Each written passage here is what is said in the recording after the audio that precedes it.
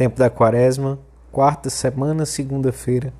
Tema: 27. A oração pessoal. Pontos a meditar. 1. Necessidade da oração. O exemplo de Jesus. 2. Oração pessoal.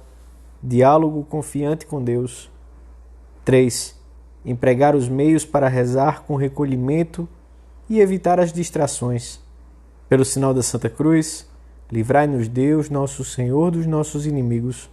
Em nome do Pai, do Filho e do Espírito Santo. Amém. Meu Senhor e meu Deus, creio firmemente que estás aqui, que me vês, que me ouves. Adoro-te com profunda reverência. Peço-te perdão dos meus pecados e graça para fazer com fruto este tempo de oração. Minha Mãe Imaculada, São José, meu Pai e Senhor, meu anjo da guarda, intercedei por mim.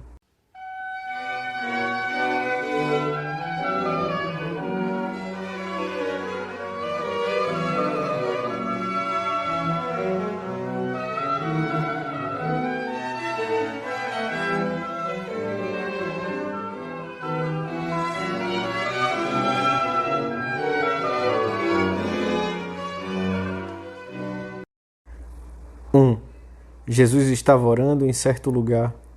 Muitas passagens do Evangelho nos mostram Jesus que se retira e fica a sós para rezar. E o fato ganha destaque nos momentos mais importantes do seu ministério público, por ocasião do batismo, da escolha dos apóstolos, na primeira multiplicação dos pães, na transfiguração, etc. Era uma atitude habitual em Jesus. Às vezes passava a noite inteira ocupado num colóquio íntimo com seu Pai. Como cativou os primeiros discípulos a figura de Cristo em oração, e como nos ajuda a cada um de nós. Nesta Quaresma, podemos deter-nos especialmente numa cena que se contempla no Santo Rosário, a oração de Jesus no Horto das Oliveiras, imediatamente antes de se entregar à paixão. O Senhor dirige-se com os apóstolos ao Horto de Getsemane, um lugar onde tinha rezado muitas vezes.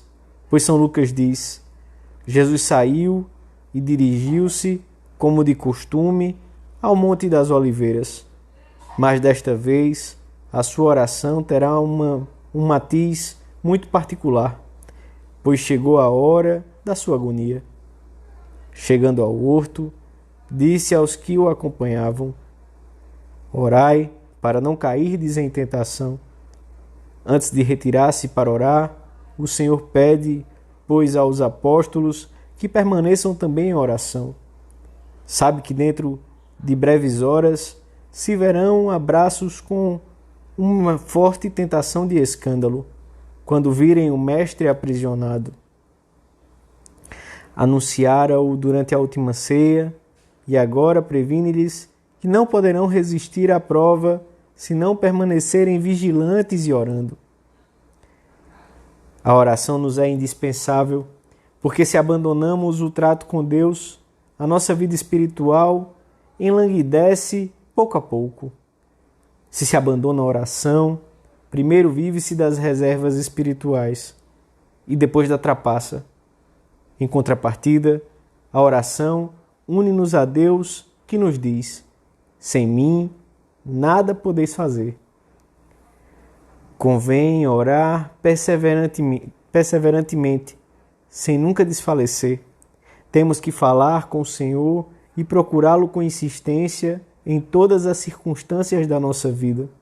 Além disso, agora, durante este tempo da Quaresma, estamos indo com Jesus Cristo a caminho da cruz. E sem oração, como é difícil acompanhá-lo. O Senhor ensina-nos com o exemplo da sua vida qual deve ser a nossa atitude fundamental: dialogar sempre filialmente com Deus, pois outra coisa, em meu parecer, não é a oração mental, senão tratar intimamente com aquele que sabemos que nos ama e está muitas vezes conversando a sós com ele. Temos que procurar manter-nos habitualmente na presença de Deus e contemplar os mistérios da nossa fé. É um diálogo com o Senhor que não só não deve interromper-se, como deve ser alimentado no meio de todas as atividades. Mas é indispensável que seja mais intenso nos tempos que dedicamos diariamente à oração mental, pois nesses momentos meditamos na presença do Senhor, conversamos com Ele, sabendo que Ele nos vê e nos ouve verdadeiramente. A par do preceito da caridade, talvez seja a oração um dos pontos em que Jesus mais vezes insistiu na sua pregação.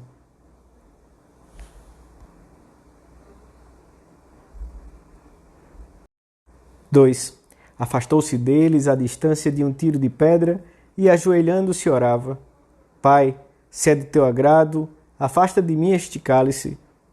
Não se faça, porém, a minha vontade, mas a tua. Quando o sofrimento espiritual se torna de tal modo intenso que o faz entrar em agonia, o Senhor dirige-se ao Pai numa oração cheia de confiança. Chama-o Abá, Pai, e dirige-lhe palavras íntimas. Este é o caminho que também nós devemos seguir.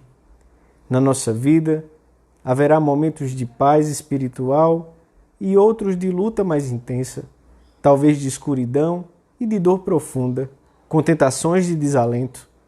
A imagem de Jesus no horto mostra-nos como devemos proceder nesses casos, com uma oração perseverante e confiada, para avançar no caminho da santidade, especialmente quando sentimos o peso da nossa fraqueza. Temos que recolher-nos em oração, em conversa íntima com o Senhor.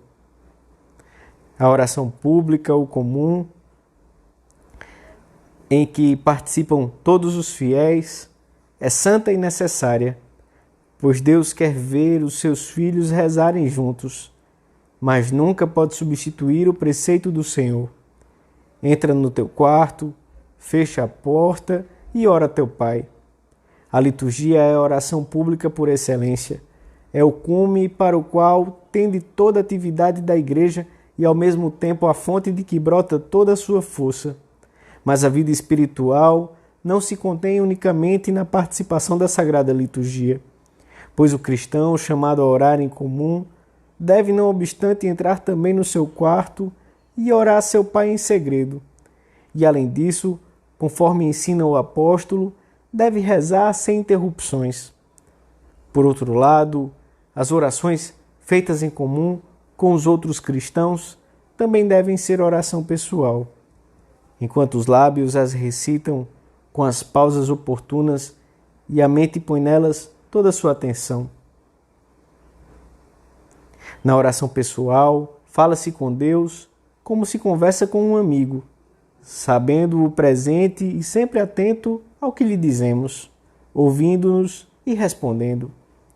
É nessa conversa íntima, com a que agora procuramos manter com Deus, que abrimos a nossa alma ao Senhor, para adorá-lo, dar-lhe graças, pedir-lhe ajuda e aprofundar, como os apóstolos, nos ensinamentos divinos.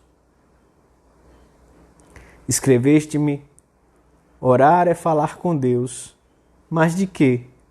De quê? Dele e de ti. Alegrias, tristezas, êxitos e malogros, ambições nobres, preocupações diárias, fraquezas, e ações de graças e pedidos, e amor e desagravo, em duas palavras: conhecê-lo e conhecer-te, ganhar intimidade. A nossa oração nunca pode ser anônima, impessoal, porque Deus, que redimiu todos os homens, deseja manter um diálogo com cada um deles. No fim, a salvação ou condenação dependerá da correspondência pessoal de cada um. Deve, pois, a oração ser o diálogo de uma pessoa concreta, que tem um ideal e uma profissão concreta, e determinadas amizades e umas graças de Deus específicas, com seu Pai Deus.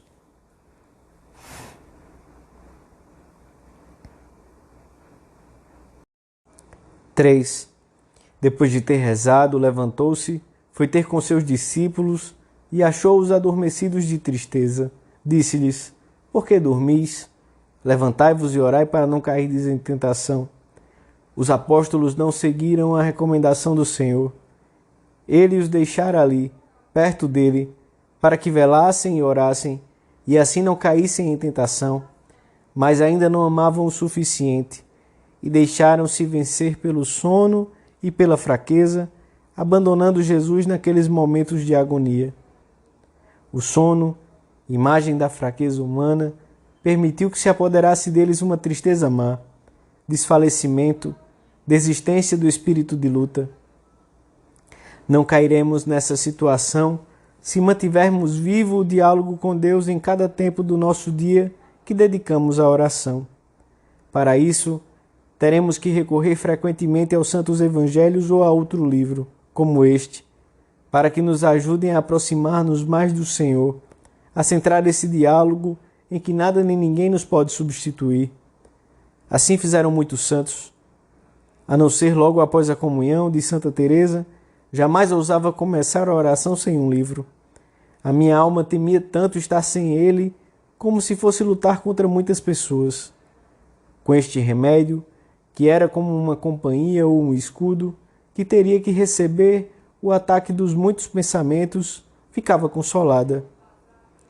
Temos que empregar os meios necessários para podermos entregar-nos a essa oração mental com recolhimento, no lugar mais adequado, de acordo com as circunstâncias pessoais, sempre que seja possível, diante do Senhor no sacrário. E na hora que tivermos determinado no nosso plano de vida, devemos prevenir-nos também contra as distrações, o que exige em grande parte a mortificação da memória e da imaginação. Temos que evitar ter os sentidos despertos e a alma adormecida. Se lutarmos decididamente contra as distrações, o Senhor ajudar-nos a retornar ao diálogo com Ele. Além disso, o anjo da guarda tem, entre outras, a missão de interceder por nós. O importante é não querermos estar distraídos e não nos distrairmos voluntariamente. As distrações involuntárias, que se devem à fraqueza da nossa natureza e que procuramos afastar assim que tomamos consciência delas, não tiram proveito nem o mérito da nossa oração. O pai e a mãe não se aborrecem quando a criança, que não sabe falar, fica balbuciando coisas sem sentido. Deus conhece a nossa fraqueza e tem paciência, mas nós devemos pedir-lhe: concedei-nos, Senhor, o espírito de oração. Será muito grato ao Senhor ver-nos fazer o propósito de progredir na oração mental todos os dias da nossa vida, incluídos aqueles em que nos parece mais custosa, difícil e árida, pois a oração não é problema de falar ou de sentir, mas de amar. E ama-se quando se faz o esforço de tentar dizer alguma coisa ao Senhor, ainda que não se diga nada. Se agirmos assim, toda a nossa vida ficará enriquecida e fortalecida. A oração é um farol potentíssimo que dá luz para iluminar melhor os nossos problemas, para conhecer melhor as pessoas e, desse modo, poder ajudá-las no seu caminhar para Cristo. A oração deixa na alma uma atmosfera de serenidade e de paz que se transmite aos outros. A alegria que produz é uma antecipação da felicidade celestial.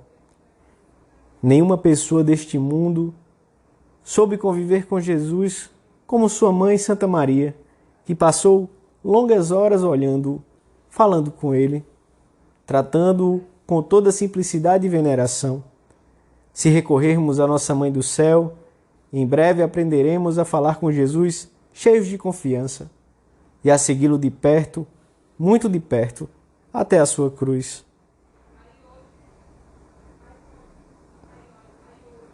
Dou-te graças, meu Deus, pelos bons propósitos, afetos e inspirações que me comunicaste nesta meditação. Peço-te ajuda para os pôr em prática. Minha Mãe Imaculada, São José, meu Pai e Senhor, meu anjo da guarda, intercedei por mim.